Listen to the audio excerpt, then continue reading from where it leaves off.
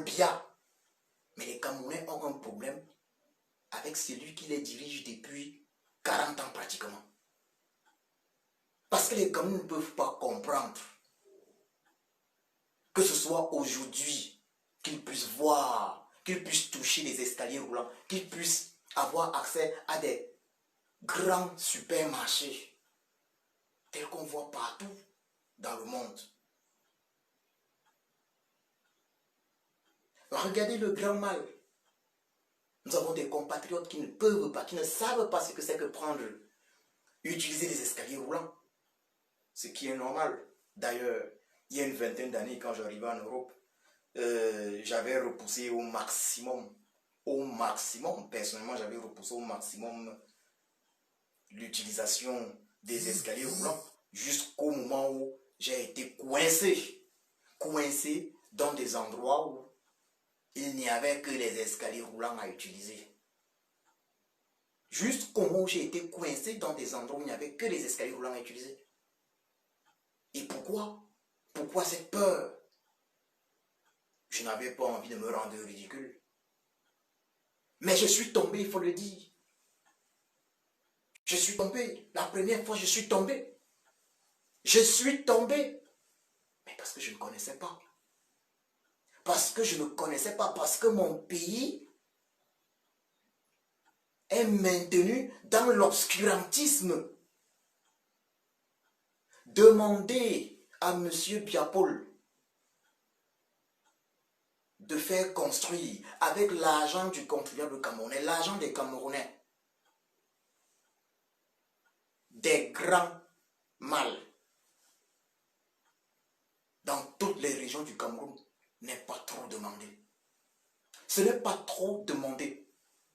Imaginez-vous mes frères Boulou, imaginez-vous mes frères Boulou, qu'il y ait eu des grands malles partout au Cameroun, à Ebolova, à Betoua, à Ndiri, à Garoua, à Maroua, à Boya, à Bamenda, à Bafoussam,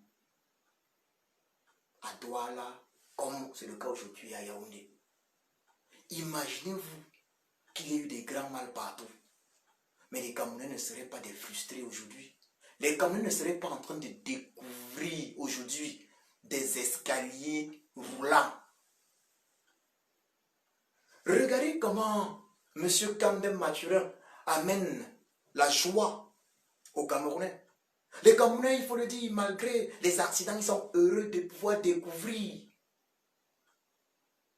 Heureux de pouvoir se dire, mais nous, on marche sur les escaliers roulants. Nous avons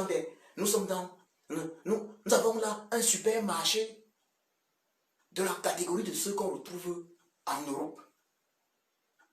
Les Camerounais n'ont plus besoin de faire ce qu'on appelle le boza, mes frères Boulou.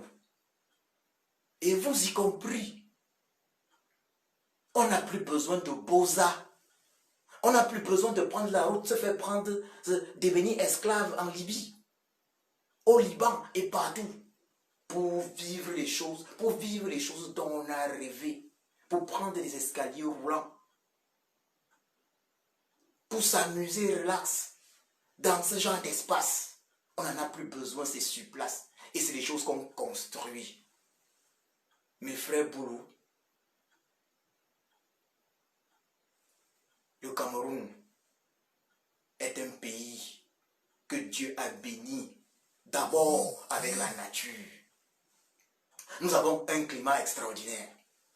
Extraordinaire au Cameroun. Nous avons tout au Cameroun. Toutes ces constructions en Europe, nous pouvons les construire chez nous. Nous pouvons faire profiter aux populations camerounaises de ces constructions au Cameroun. Nous pouvons les faire profiter des hôpitaux, de véritables hôpitaux de référence. C'est le lieu pour moi de vous poser la question suivante. Puisqu'il est clair, il est évident que l'unique stratégie de M. Biya Van der Pol Barthélemy, son unique stratégie de gestion du Cameroun, Son unique stratégie pour se maintenir à la tête du pouvoir au Cameroun, depuis pratiquement 40 ans, a été d'institutionnaliser le tribalisme. Il a institutionnalisé le tribalisme en nommant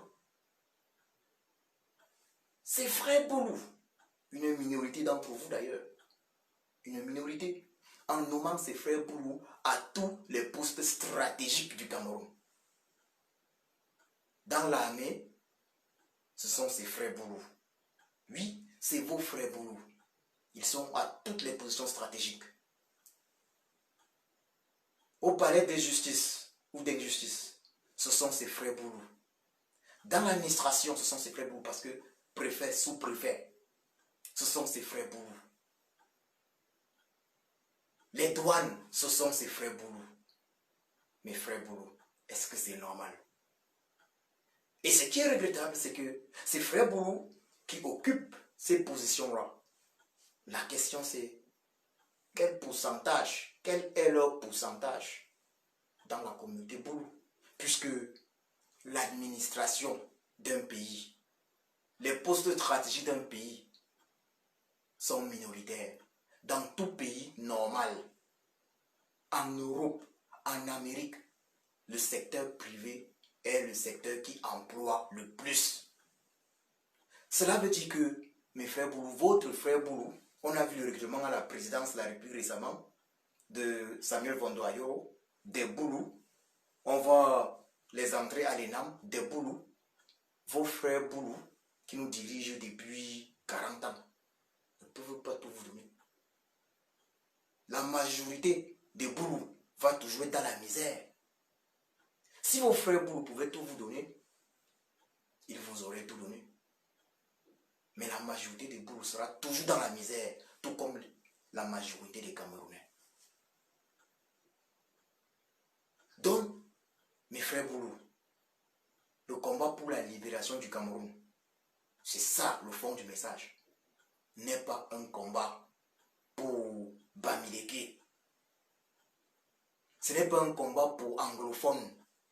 Ce n'est pas un combat pour nordistes ou foubés ou tous ceux qui sont au nord du Cameroun. Parce qu'il n'y a pas que les foubés au nord du Cameroun. Le combat pour la libération du Cameroun n'est pas un combat pour Sawa ou je pourrais citer les Bamoun. Je pourrais citer...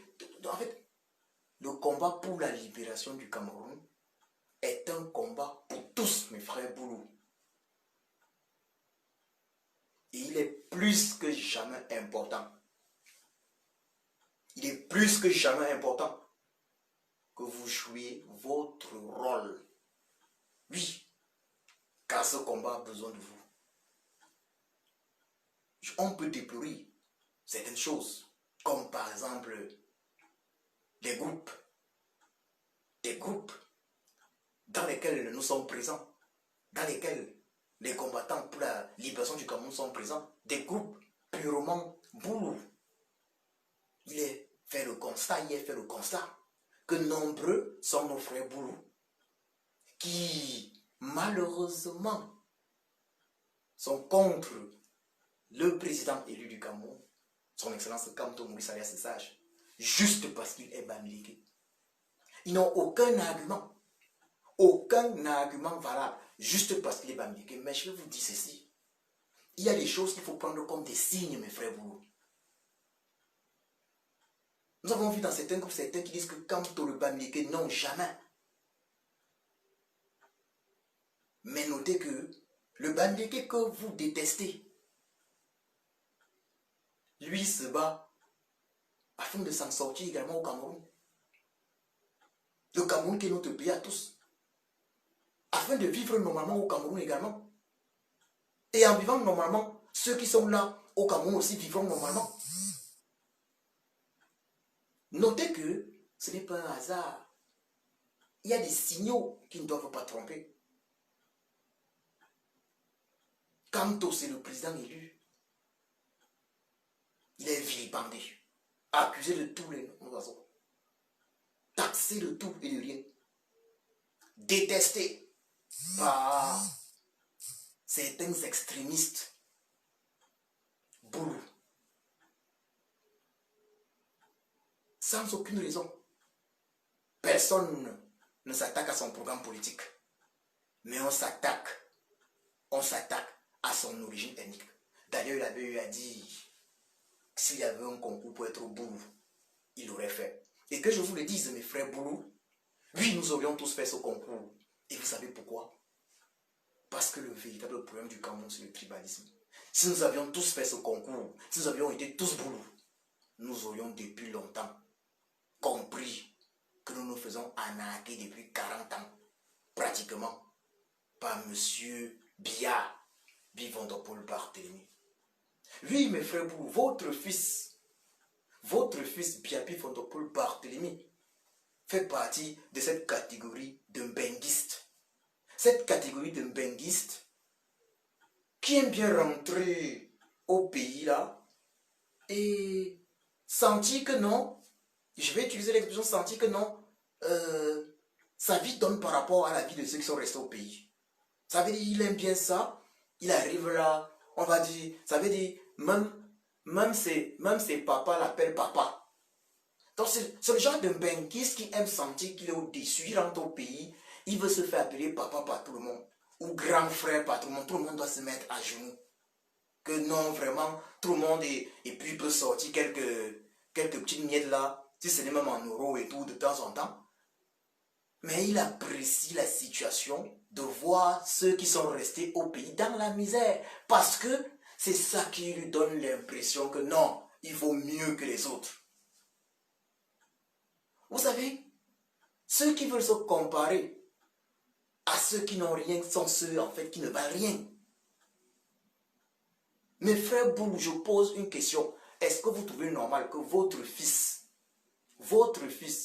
Biya Bivondopol Barthélemy, qui vivait pratiquement en Europe jusqu'à récemment, quand nous, la diaspora, l'avons chassé, depuis 1982 qu'il part en Europe, depuis qu'il vit en Vomeka, le début des années 80, depuis qu'il vit, que dis-je, depuis qu'il vit à Etoudi, mes frères Boulou, vous avez tous eu à faire la route Simarène-Etoudi. Nous savons tous à quoi ressemble Etoudi. Je parle des environs du quartier, excepté le palais, mes frères Boulou, excepté le palais. C'est des bidonvilles autour. C'est des maisons en terre battue. Des 82 jusqu'aujourd'hui. Votre fils, Monsieur Biya Paul, a toujours vu ça. Il a toujours fait des voyages. Il s'est toujours déplacé. Il a toujours vu ça. Il a toujours vu autour de lui la misère. Mes frères Boulou, il est important que vous vous réveilliez en majorité. Votre fils a toujours vu la misère autour de lui. Et quand on parle là d'Etoudi, ce sont des éonos. Donc c'est des petits. Votre frère, votre fils Boulou Biya Paul a toujours vu cette misère-là. Mais il n'a jamais été gêné. Au contraire, il a apprécié. Qu'a-t-il entrepris? Qu'a-t-il entrepris afin de ne plus voir la misère en passant? Mais votre fils Boulou aurait pu se dire, je dépense beaucoup d'argent quand je suis en Suisse. Réduisons les voyages en Suisse et construisons quelque chose. Améliorons le quotidien de nos frères au Cameroun. Est-ce que ça aurait été mauvais? Il aurait pu réduire ses voyages en Suisse. Il aurait pu réduire son train de vie et améliorer le quotidien de ses frères au Cameroun, de ses sœurs et frères. Parce qu'il voit depuis 1982, quand je dis, c'est depuis qu'il est entré au palais d'Etoudi, il voit la misère autour. Et là, on parle juste du palais d'Etoudi parce que lorsqu'on va en Vomeka, c'est pas meilleur que ça. C'est pas meilleur que ça. Il vit dans dans un camp. Mes frères Boulou, est-ce que c'est normal? Est-ce que c'est normal qu'après 38 ans, vous le souteniez? Lui, d'après tous les feedbacks qu'on a dans les groupes, Boulou, WhatsApp, le feedback c'est on soutient, ils soutiennent Paul Biya sans raison. Ils ne soutiennent pas Paul Biya aujourd'hui pour son bilan, pour ce qu'il a fait pour le Cameroun, ou même pour eux, les Boulous. Mais parce que c'est le frère du village. Mais le frère du village, où est l'hôpital? L'hôpital Paul Biya. Il aurait pu construire l'hôpital Paul Biya en Vomoka. L'hôpital de référence Paul Biya en Vomoka avec toutes les spécialités. Vous pouvez me faire venir des médecins de n'importe où dans le monde. Si il n'a pas, même s'il a eu le temps en 38 ans de pouvoir de former au moins 4 générations de médecins, il aurait pu construire l'hôpital Paul Biya en Vomoka, à Iborova, à Samelima. Il aurait pu construire l'hôpital de référence Paul Biya à Yaoundé, le plus grand hôpital d'Afrique centrale.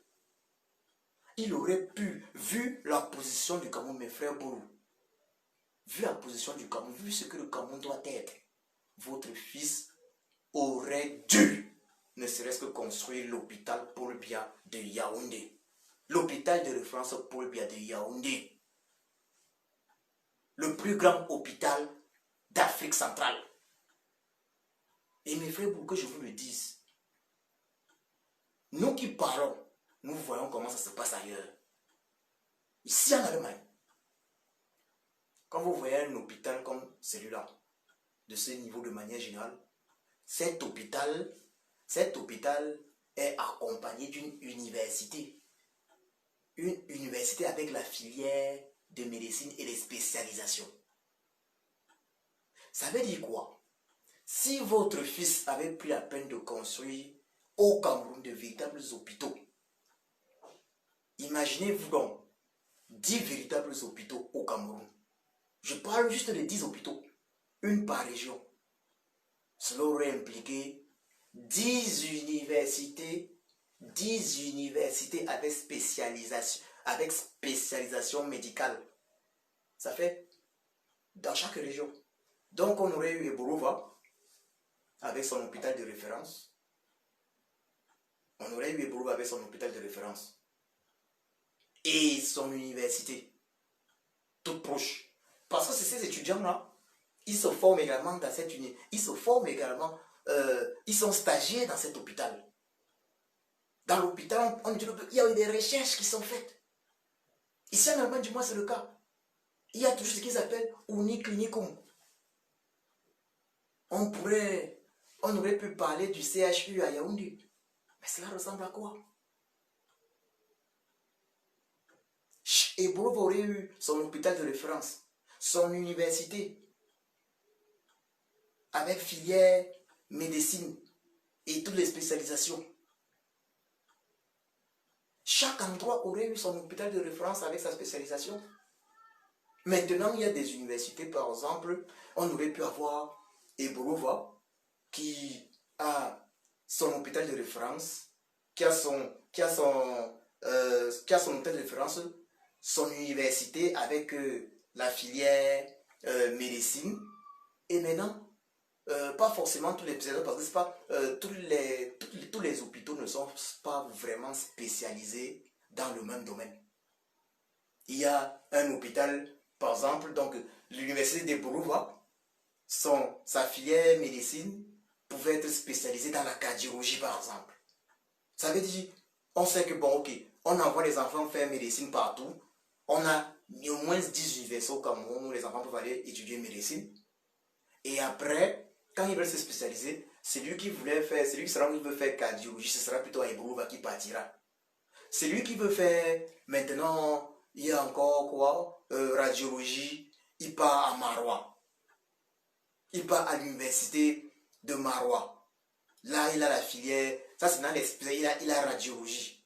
Celui qui veut faire quelle autre spécialisation, il y a, qu'est-ce que je peux prendre comme spécialisation? Il y a tellement de spécialisations.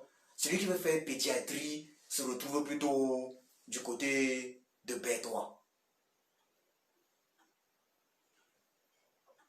Il y a tellement de spécialisations. D'autres à Bafoussam, à Bamenda, à Boya, tout. Donc, l'université peut avoir 2, 3 spécialisations. C'est de ça qu'il est question. Il aurait pu le faire. Il aurait pu le faire. Donc, où est donc l'hôpital de référence Paul Biya, de Vomeka, de Yaoundé, mes frères Boulou? C'est de ça qu'il est question. Les Camerounais n'ont pas une haine envers le père de famille Paul Biya. Les Camerounais ne le connaissent pas. Les Camerounais ne sont pas dans sa famille. Moi, je ne le connais pas. Je ne suis pas dans sa famille. Ça ne m'intéresse pas.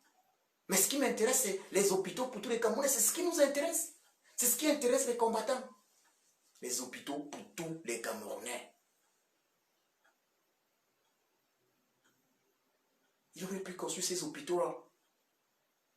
Où est l'autoroute Paul Biya? Où est l'autoroute Paul Biya? Le plus long autoroute d'Afrique centrale. L'un des autoroutes les plus puissants, l'autoroute Paul Biya. L'autoroute qui tend Douala,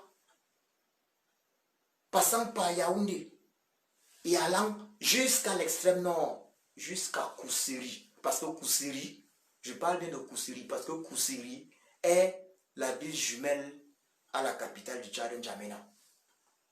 Il aurait pu nous construire. Ça veut dire l'autoroute devait quitter Douala. Ça passe à Yaoundé. Et entre-temps, ça passe à Yaoundé. Entre-temps, il y a maintenant des directions différentes. Il y a également l'embranchement qui devait quitter Bafoussam, Yaoundé. Donc Bafoussam, puisque Bamenda est derrière, donc Bamenda, Bafoussam, Yaoundé. Donc Boya, Douala, Yaoundé. Vous voyez, Bamenda, Bafoussam, Yaoundé, Boya, Douala, Yaoundé. Pour monter jusqu'à Koussiri, parce que Koussiri c'est la frontière, c'est la ville jumelle de N'Djamena qui est la capitale du Tchad. On devait appeler ça le réseau autoroute Paul Biya. Oui, c'est comme ça qu'on entre dans l'histoire d'un pays. C'est comme ça qu'on entre dans l'histoire d'un pays. Donc mes frères Boulou, on ne supporte pas pour supporter, parce que c'est le frère du village. On supporte parce qu'on voit les réalisations. Où sont les autoroutes? Laissons les autoroutes, prenons maintenant le chemin de fer. Depuis son action au pouvoir, il y avait des lignes de chemin de fer qui arrivaient même en Konsamba. Balmayo avait encore, il y avait encore une ligne jusqu'à Balmayo. Mais le chemin de fer est porté disparu. On voit des pays comme le Sénégal qui n'ont comme richesse, je vais dire c'est plus des arachides, non pas. Comparé au Cameroun, on voit des pays comme le Sénégal qui ont aujourd'hui un réseau de chemin de fer plus performant que celui du Cameroun avec carrément des trains à grande vitesse. Mes frères Boulou, on ne peut pas supporter l'insupportable. On ne doit pas supporter par tribalisme, réveillez-vous. Les autres Camerounais ne sont pas vos ennemis. Et particulièrement le Bamileke. On a vu certains, on voit. D'autres qui disent non, comme le Bamileke, il ne sera jamais au pouvoir, mais mes frères Boulou. Mes frères Boulou. Kamdem, qui a ouvert le grand mal. C'est quoi? Ce n'est pas un Bamileke. Mais est-ce que le grand mal que Kamdem a ouvert, le grand mal que Kamdem a ouvert, est-ce qu'il a dit quelque part? Oui, mes frères, est-ce que Kamdem a dit quelque part que c'était une affaire de Bamileke? Quand il est venu ouvrir ça, c'était pour les Bamileke. Kamdem a eu son rêve, que je veux voir telle chose au Cameroun. Il est venu avec le promoteur de ce projet. Est-ce que c'est une histoire de Bamileke? Non. Le grand mal, c'est pour le Cameroun. Le grand mal, c'est pour le Cameroun. Et tous les Camerounais sont contents. Moi, je ne suis pas au Cameroun. Je suis content. Je suis content.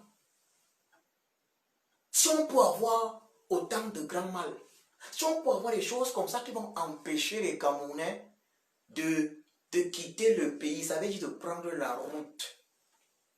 Nous pouvons amener Mbengue au Cameroun. Nous pouvons construire Mbengue chez nous. Nous pouvons construire Mbengue chez nous.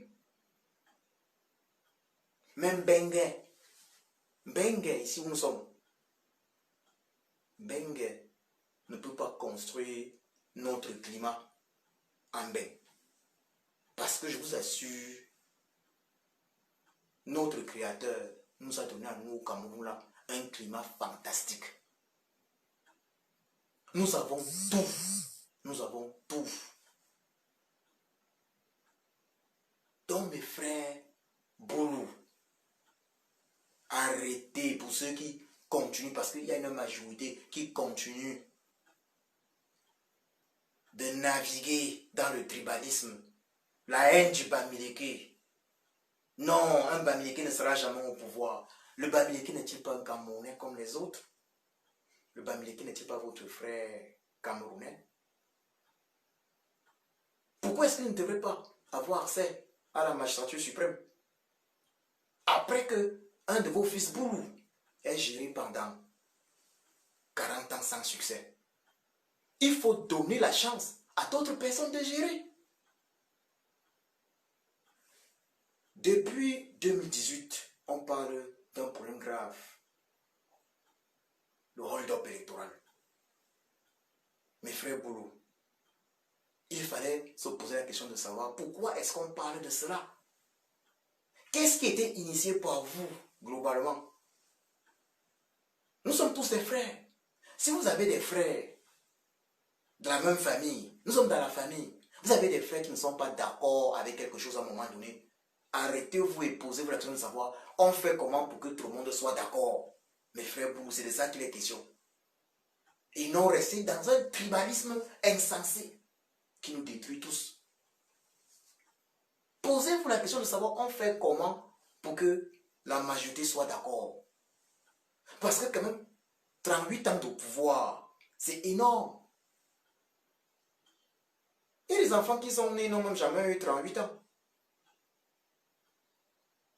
38 ans de pouvoir, c'est énorme. Et pour quel résultat? Parce que c'est de ça qu'il est question. Pour quel résultat? Je ne pense pas que je serais parti en Mbengue si moi j'avais le grand mal au Cameroun il y a 20 ans. Mais mes frères, pour lui, il faut réfléchir. Il faut laisser le tribalisme de côté. Analyser la situation patriotiquement. En tant que Camerounais, arrêtez de prendre le Bamileke pour votre ennemi. Arrêtez de prendre les autres ennemis pour votre ennemi. Arrêtez de penser qu'ils veulent le pouvoir. Puisque le pouvoir, ça sert à quoi? Mais est-ce que le pouvoir, c'est pour mater? Le pouvoir est-il pour mater ses propres frères? Lorsqu'on a le pouvoir dans un pays, c'est pour travailler afin de faire avancer le pays. Le pouvoir, c'est pour travailler et faire avancer le pays. Regardez comment ça se passe dans les autres pays. Regardez comment les autres chefs d'État travaillent. Prenez l'exemple du président de la République française, son Excellence, M. Emmanuel Macron. Il est au fou et au moulin, il travaille. Partout, regardez dans tous ces pays occidentaux, ils travaillent. Ils sont présents. On a vu ce qui s'est passé en Gabou. Votre fils, Paul Biya, n'a pas réagi. Et on sait qu'il est complice, l'instigateur de ce massacre. On voit ce qui se passe dans le nord-ouest, le sud-ouest. Il ne réagit pas. Et il dit être le président de tous les Camerounais. Est-il le président d'une ethnie? S'il estime être le président d'une ethnie au Cameroun, alors qu'il engage dans la division du Cameroun, à quoi bon massacrer? À quoi bon massacrer nos frères du nord-ouest et du sud-ouest si on estime qu'on n'est pas les frères? Mais qu'on les laisse partir dans ce cas. Mais si on veut donc être ensemble, Alors, posons les actes de rassemblement. On a parlé de l'âge d'un véritable dialogue national inclusif avec tous les Camerounais. Votre fils a organisé un simulacre de dialogue. On va toujours user et ruser du tribalisme là où les Camerounais n'en ont pas besoin. Mais franchement, mes frères, pour vous regarder, Kamto est vilipendé parce qu'il est Bamileke. S'il n'avait pas été Bamileke, ça aurait été différent. Parce qu'il est Bamileke. Et les Bamileke sont-ils des pestiférés au Cameroun? Non. Il est vilipendé parce qu'il est Bamileke. Mais c'est un autre Bamileke encore, curieusement, qui permet au Cameroun en 2020, qui permet aux Camerounais de pouvoir faire usage pour la première fois d'escaliers roulants dans leur pays. Mes frères Bourou, j'ai honte. J'ai honte quand je vois qu'en 2020, les Camerounais ne peuvent pas, ne savent pas ce que c'est qu'un escalier roulant. C'est une honte. Et c'est ça, le règne de votre fils, Biaby Vondopol Barthélemy. Il a toujours aimé le système ayopiste. Lui, quand il revient, on va crier Paul Biya Ayop, Ayop, mais dis-moi, mes frères Boulou. Mes frères Boulou, dis-moi, quand il revenait souvent, vous vous mettez là, on prend quelques femmes, on met autour de la route là. Elles chantent Paul Biya Ayop. Après ça, on leur balance les billets de 2000 francs et ceci. Ça servait à quoi? Disons la vérité. 2000 francs, ça changeait leur vie. C'est le travail. Ça changeait leur vie. Ils passent là un peu partout sur la route. Il y a les Paul Biya Ayop, Ayop. On chante. Mais ils regardent bien que bon, derrière là, ils voient bien, ce sont des taudis. Hein. C'est la misère, mais il ne fait rien. Mais mes frères, pour vous réveillez-vous. Le combat pour la libération du Cameroun n'est pas un combat contre les Niboulous. Ce n'est pas un combat contre les Niboulous. Il faut arrêter de penser que vouloir faire partie Paul Biya, c'est contre les Niboulous. Ce n'est pas contre les Niboulous. Ce combat-là, c'est pour tous les Camerounais. Quand il y a le grand mal, c'est pour tous les Camerounais. Pour aller s'amuser avec sa petite là-bas. Pour aller s'amuser avec sa petite là-bas. C'est pour tous les Camerounais. Est-ce qu'il y a un Camerounais que ça laisse? Est-ce que quand tu arrives au grand mal, on te demande ton... On te demande quand tu arrives au... Est-ce que quand tu arrives au... on te demande ton origine ethnique? Est-ce que quand tu arrives au grand mal, on te demande si tu es sous-préfet, si tu es un sous-préfet méchant? C'est pour tous les Camerounais. C'est ça le but de ce combat. Un meilleur Cameroun pour tous. Un Cameroun où il va y avoir de la justice pour tout le monde. Où tous on va avoir les chances. Tous nos enfants auront les chances d'évoluer. Lorsqu'on parle de l'administration, mes frères Boulou, que bon, les postes de l'ENAM, ceci, vous pensez que le problème véritable, c'est... Le problème véritable, que c'est non, d'autres veulent aussi manger. Non. L'administration ne permet pas, dans un pays normal, on ne s'enrichit pas dans l'administration. Le problème, c'est qu'on veut pouvoir gérer. Il faut que tout le monde se sente lié. Chaque Camerounais, les pygmées, l'anglophone, le Toupouri, le Foulbé, les Tons, le Bamou, le Banen. Chaque Camerounais doit se sentir impliqué dans la gestion du Cameroun. Donc, nos frères anglophones doivent se sentir impliqués. C'est pour ça qu'on a même parlé aussi de fédéralisme. Afin de faire une véritable décentralisation, chaque Camerounais doit se sentir impliqué, mes frères Boulou. Imaginez-vous un seul instant, on est dans une même famille, mais il y a un seul enfant qui fait de la richesse, des biens que les parents ont laissé ce qu'ils veulent. Est-ce qu'on pourrait être content? Et le plus grave dans tout, c'est qu'il fait des biens que les parents ont laissé ce qu'ils veulent. Mais il dilapide en fait. Il dilapide. Imaginez-vous un parent a laissé, un parent qui a laissé, il y a des parents qui ont laissé plusieurs enfants, un parent qui a laissé peut-être 10 enfants. Il y a un fils qui prend, qui s'accapare de ce qu'il a laissé, il fait de cela ce qu'il veut. Il dilapide. Il gère comme il veut. Il ne donne rien aux autres enfants. Maintenant, je dis c'est un père qui avait 2 femmes. Un père qui avait 2 femmes. Maintenant, les enfants de la femme dont le frère direct, parce que les autres sont les frères consanguins. Les enfants de l'autre femme, dont le frère, oui, dont le fils de leur maman également, a pris entre guillemets la succession, ces enfants le soutiennent dans la bêtise. Alors que eux également, ils n'ont plus rien. Ça crée juste la division dans la famille.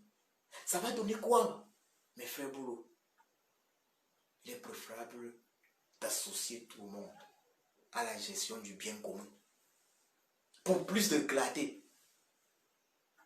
Et chacun peut apporter son idée pour que les choses avancent. Chacun peut apporter son idée, son plus. Tout le monde est important, mes frères Boulou.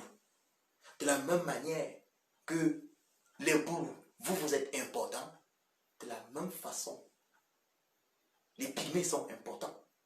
De la même façon, nos frères anglophones sont importants. De la même façon, les Tupuri sont importants. De la même façon, les Bandiki, les Tikars, les Bamou sont importants. De la même façon, les Sawa, les Bassa sont importants. Personne n'est moins important dans une famille. Tout le monde est important. Il faut laisser chacun s'exprimer. Dans une famille, on ne peut pas avoir des frères qui ne sont pas contents. On ne leur demande pas, on ne parle pas avec eux. Sauf si vous estimez que le Cameroun n'est pas une famille. Sauf si vous estimez qu'on n'est pas une famille. On ne peut pas se permettre de détruire le Cameroun avec le tribalisme. De diviser cette famille. Mes frères Boulou, vous avez un rôle important à jouer. Je vais vous dire ceci, mes frères Boulou. S'il n'y avait pas des Boulou tels que Maman Asomo Thérèse, Maman Pilon, certaines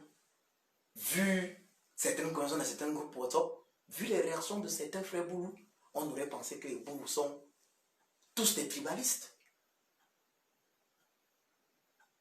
On a vu encore, on a vu plusieurs Boulou.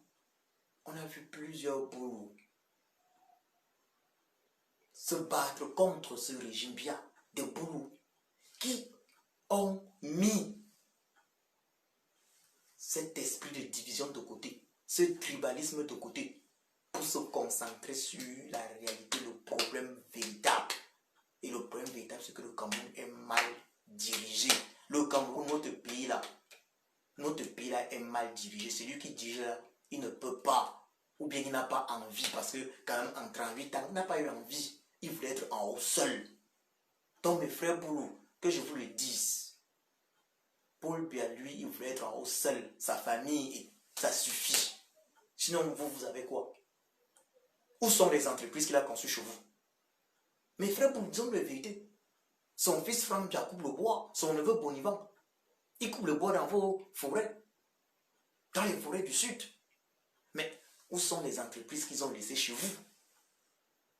Puisque c'est avec les entreprises qu'on recrute. Ils vous ont fait croire que non, c'est Ngomna qui vont vous recruter. Le Ngomna pour dire c'est l'État. Non. Il faut créer des entreprises. Mes frères, il faut créer des entreprises. Quand je vois, par exemple, il y a un homme d'affaires, je ne sais pas comment il s'est fait son argent, même si je ne partage pas, je ne partage en aucun cas c'est les propos génocidaires qui sont répandus dans sa chaîne de télévision. Oui, celui qui s'est fait surnommer le Zomlois des Zomlois. Voilà. Lui, il a fait quelque chose. C'est Amougou Belinga. Il a fait quelque chose. On a vu deux immeubles. Il a fait quelque chose. Et quand on voit l'immeuble qui pousse, même seulement pour les yeux du colonel lambda, c'est bien à voir. Même juste voir l'immeuble, voir seulement ça. Quand tu passes, tu vois, ça égaye même ta journée. Est-ce que notre Yaoundé qui est notre ville à tous, est-ce que ça doit rester la ville poussière? Ville poussière, la terre rouge partout. Moi, pour exemple, c'est comme ça. Hein. La poussière, terre rouge partout. Mais Yaoundé, c'est notre ville. C'est notre capitale. Yaoundé doit rester la terre rouge partout. Mais on est content quand on voit. Qui n'est pas content quand il voit il y a le pavé sur le sol? Qui n'est pas content quand il voit il y a un bel immeuble qui passe là? Mais mes frères Boulou, cet homme d'affaires, le Zomlois des Zomlois, Mogo Bilinga, même si je ne partage pas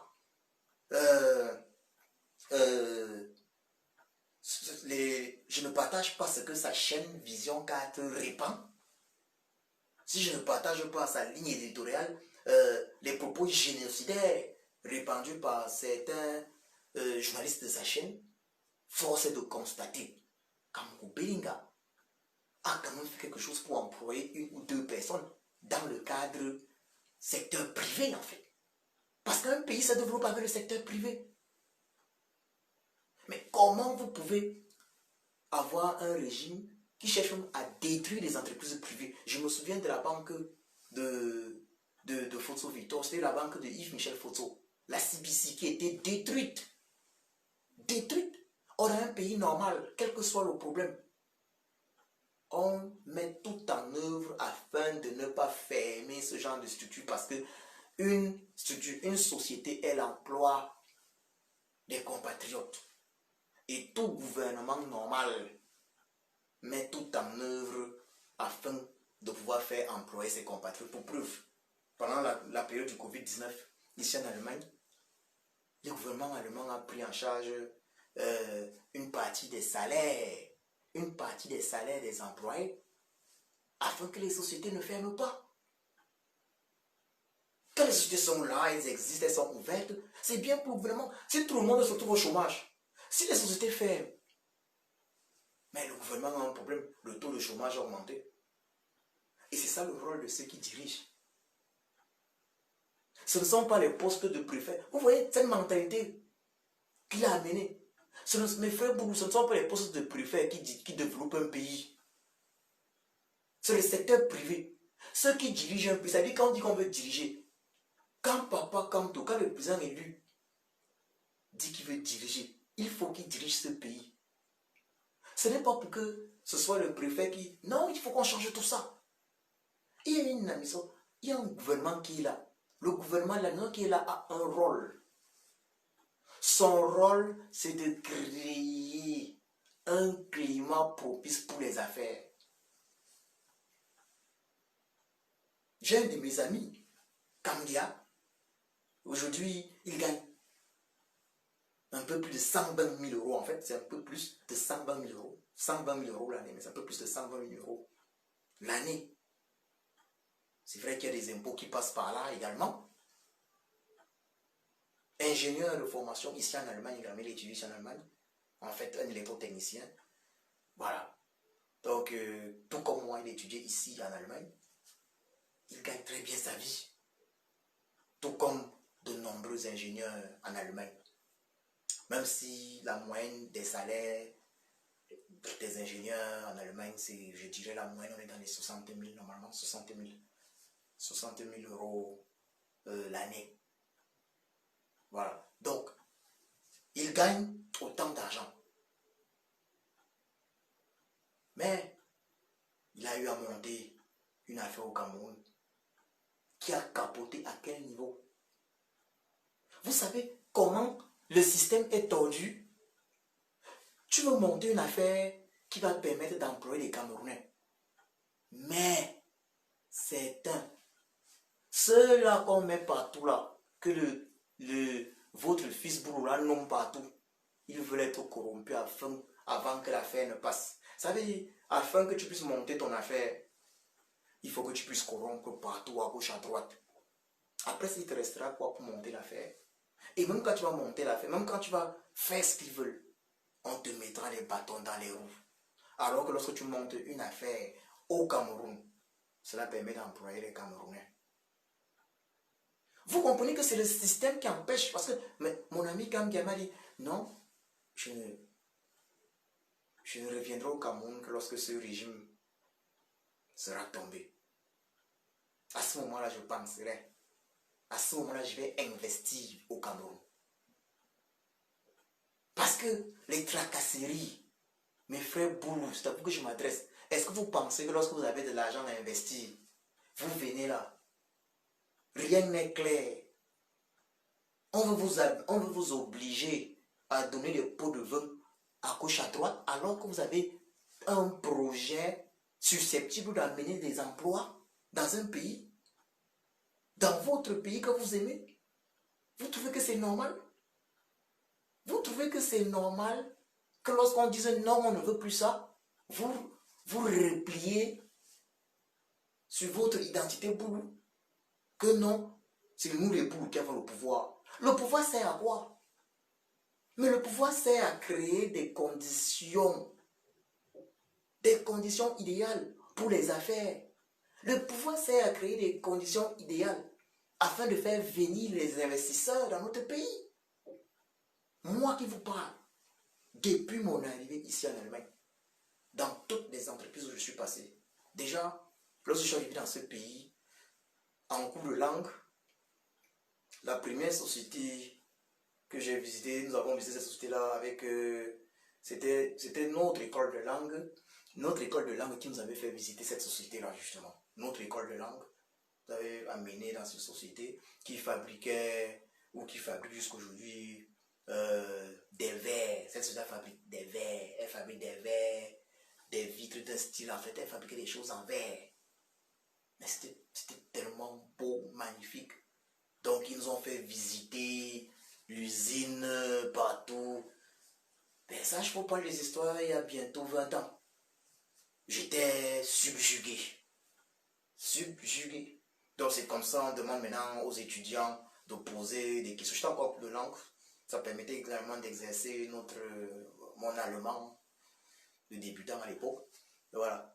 Ben, j'ai demandé, mais vous êtes basés où? Ils expliquent qu'ils sont basés en Asie. Et puis, ils ont cité également le Kenya et le Nigeria. J'avais demandé, il y a également notre pays, là, mon pays, qui est le Cameroun et tout. C'est comment? Ça se passe comment? Comment faire pour revenir? Ça, je parle il y a bientôt une vingtaine d'années. Afin que vous installiez également au Cameroun.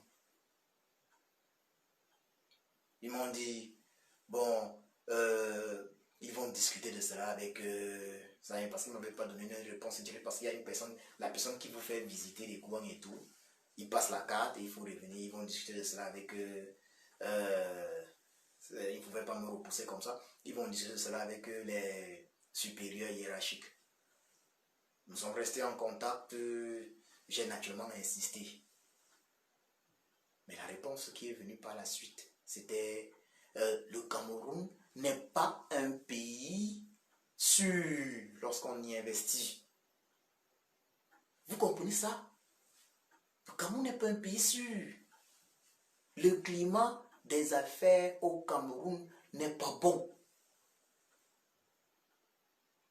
Et partout où je suis passé, jusqu'aujourd'hui, je veux toujours mettre le Cameroun devant. Je travaille comme consultant dans une société depuis quelques années déjà, maintenant. Et je vais vous dire ceci, c'est une société qui emploie énormément d'Indiens. Les Indiens sont très forts. Les Indiens sont très forts dans le domaine de l'informatique. Mais les Camerounais sont également très forts. Moi, je connais des Camerounais ici. Je suis vraiment dans ce domaine. Mais je vous dis, je connais des Camerounais ici qui sont des super génies. Je vous le dis, je connais des Camerounais qui sont des super génies. Je vais même vous dire ceci. Moi, j'ai étudié dans ce pays-ci en Allemagne. Je n'ai jamais vu. Je n'ai pas été impressionné par l'intelligence d'un Allemand comme moi j'ai été impressionné au Cameroun par l'intelligence de certains Camerounais. Que je vous le dise clairement, je n'ai pas été impressionné par l'intelligence d'un Allemand comme j'ai été impressionné au Cameroun par l'intelligence des Camerounais. Même ici en Allemagne, il y a des Camerounais qui m'ont impressionné par leur intelligence. Même ici en Allemagne, ils sont nombreux les Camerounais là, qui sortent ici en Allemagne, dans les presses, presse des universités et tout. Vous comprenez cela, ça sous-entend? Cela sous-entend que les Camerounais ont des capacités. Nous avons des capacités. Là où je travaille, je dis, mais nous avons des Indiens qui sont nombreux. Nous avons des projets, on fait ce qu'on appelle, c'est un projet de outsourcing. Ça veut dire, on a un projet pour l'Allemagne. On doit développer un logiciel pour l'Allemagne. Mais on préfère aller développer une partie de ce logiciel, par exemple, en Inde. Parce que eux, leur main-d'œuvre revient moins cher. Il y a certains qui sont ici sur place, mais d'autres sont en Inde. Mais pourquoi est-ce que ce n'est pas possible de faire d'user du même mécanisme au Cameroun? J'ai eu à poser cette question-là dans des conférences et tout. Parce que nous sommes nombreux les Camerounais à y travailler. Nous sommes plus nombreux, du moins que les Nigériens. Mais ils préfèrent aller s'installer au Nigeria. Et l'argument est toujours, le Cameroun ne remplit pas les conditions. On ne peut pas venir au Cameroun. Le Cameroun ne remplit pas les conditions. Le Cameroun, c'est un pays qui a des potentiels. Oui, vous êtes nombreux ici. On vous fait confiance. Pour preuve, on envoie les Camerounais au Nigeria pour gérer certaines choses. On envoie les Camerounais. Vous comprenez pas ça au Kenya? Mais on dit non pour notre propre pays. Vous comprenez ce que cela veut dire? Mes frères Boulou, ce n'est pas normal. Ce n'est pas normal, mes frères Boulou. On ne peut pas être là, on travaille dans des pays. Au moment où il faut faire un peu plaisir, qu'on peut amener un projet en Afrique, on dit que non, on ne va pas amener ça au Cameroun parce que le Cameroun est mal géré, parce que ce n'est que la corruption, l'évitement des deniers publics, on peut faire partie au Kenya, au Nigeria, partout sauf chez nous. Alors que nous les Camerounais, il faut le dire, nous sommes nombreux dans les grandes sociétés ici en Allemagne. Et quand je parle de grandes sociétés, je vous parle bien des plus grandes sociétés d'Allemagne. Allez à Bosch. Vous connaissez la société Bosch. Allez à Bosch. Les Camerounais sont des boss. Les Camerounais sont des boss. Et mes frères Boulou, je vous le dis, mes frères Boulou, le fait que le régime Biya persiste, le fait que M. Biya, Paul, votre fils, persiste dans la bêtise, il nous perd le temps à tous, à nous tous les Camerounais. Chaque Camerounais dans cette résistance-là aurait pu tenter de faire autre chose. Regardez le temps perdu à nos enfants du nord et du sud-ouest. Ça fait 4-5 ans qu'ils ne sont pas partis à l'école. Ne perdons pas le temps. La moindre des choses, quand il y a des enfants dans un pays qui sont fâchés, dans une famille, quand il y a des enfants qui sont fâchés, on les appelle, on dit que bon, ok, et on voit comment on avance tous ensemble. C'est de ça qu'il est question. Ok, oui, vous êtes fâchés. Il y a quoi? Ok. Il y a toujours moyen de trouver un truc qui va arranger tous les enfants d'une même famille, lorsqu'on veut. Mais ce n'est pas parce que, mes frères Boulou, ce n'est pas parce que votre fils a en main les armes qui doit refuser de dialoguer avec les autres fils de la même famille. Parce que ça va toujours mal se tenir, tout mon père. Regardez, j'ai pris l'exemple du grand mal. Mais je vous dis, moi, Djoko Christian qui vous parle, je promets, dès la chute du régime Biya, de faire venir au Cameroun des investissements des investisseurs à hauteur de plus de 200 milliards de francs CFA. Je promets de faire venir au Cameroun des investissements à hauteur de plus de 200 milliards de francs CFA. Et je vais même plus loin que ça. J'ai pris, il y a des concepts qu'on travaille. On discute avec des responsables de grandes sociétés dans ces pays. On voit le outsourcing, je parle bien du outsourcing qui est fait. Des choses qui sont faites en Inde. Je vous le dis, mes frères Boulou. Nous, on travaille dans des sociétés où on voit, il y a certaines parties de travaux, des choses qui vont servir ces pays, qui sont faites en Inde et partout. Pourquoi est-ce que si c'est fait en Inde, cela ne peut pas être fait au Cameroun? Puisque nous, on travaille sur ces projets-là également.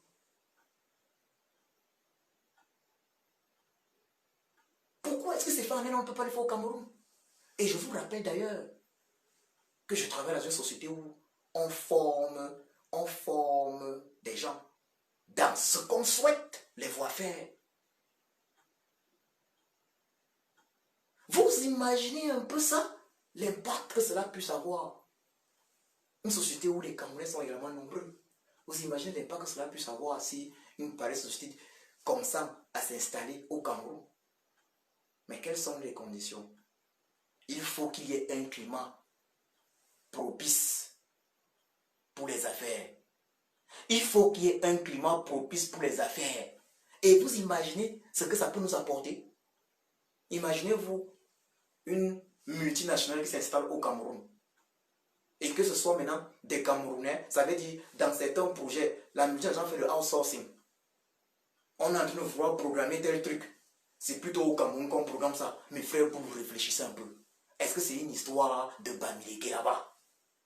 C'est pour tout le Cameroun. Pourquoi vous ne comprenez pas que le combat qu'on mène là, c'est pour tout le Cameroun? Qu'il soit Boulou,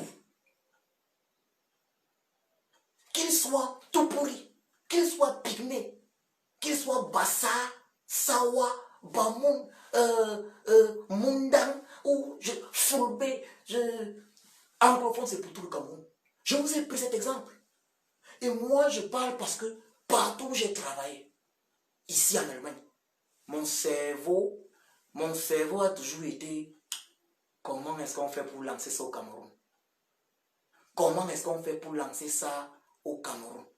Voilà ma pensée. Voilà ma pensée. Ça veut dire le cerveau tourne toujours. On fait comment pour que ça se retrouve au Cameroun? On fait comment pour que ça se retrouve au Cameroun? Mais comment est-ce qu'on peut donc amener des investissements dans un pays où les investisseurs ne se sentent pas en confiance? Comment peut-on le faire? Comment peut-on le faire?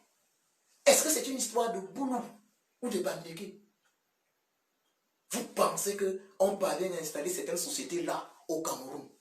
Nous, on installe certaines sociétés là au Cameroun, des multinationales. Vous pensez que si ces multinationales-là demandent que, bon, ok, on a besoin de 500 employés camerounais. On a une multinationale de 500 employés camerounais, ingénieurs camerounais au Cameroun, formés au Cameroun aujourd'hui, ils vous prennent, je vous le dis, ils vous prennent avec vos diplômes. Parce que ici en Allemagne, ils ont la capacité, il faut que je vous le dise, ils ont la capacité de vous former exactement sur ce qu'ils veulent vous voir faire. Tu as ton diplôme, on dit que bon, maintenant on veut que tu fasses ceci, tu dois développer avec tel logiciel dans tel domaine. SAP est d'ailleurs allemand, vous le savez, que SAP c'est allemand. Oui, vous devez faire ceci, vous devez développer telle partie. Ça se développe, oui, les logiciels comme celui-là se développent constamment. Voilà, on a besoin de vous dans ce domaine-là. On voit que bon, ici en Allemagne, si on prend des gars ici en Allemagne pour faire le même boulot, ça va nous revenir plus cher ici en Allemagne. On préfère que les Allemands fassent un truc plus... Il y a des choses qu'on va laisser pour les Allemands. Mais le genre, si ce qu'on envoyait en Inde là, toujours, on peut dire bon, on va envoyer une partie au Cameroun. Il n'y a pas que le Nigeria d'ailleurs, on a, comme les Camerounais sont nombreux qui travaillent ici, on va envoyer une partie au Cameroun. Voilà qu'on a 500 personnes qui travaillent au Cameroun. On va leur donner un salaire. On va donner à ces 500 personnes-là. Ces 500 personnes-là, ils auront un salaire. On dit que bon, ok, si le salaire maximal, c'est 1500 euros. 1500 euros, c'est 1 million de francs CFA. Et le salaire minimal, c'est 1000 euros. 1000 euros, la personne est dans ses 600 000, 600 quelque chose de 1000, presque 700 000. Mes frères,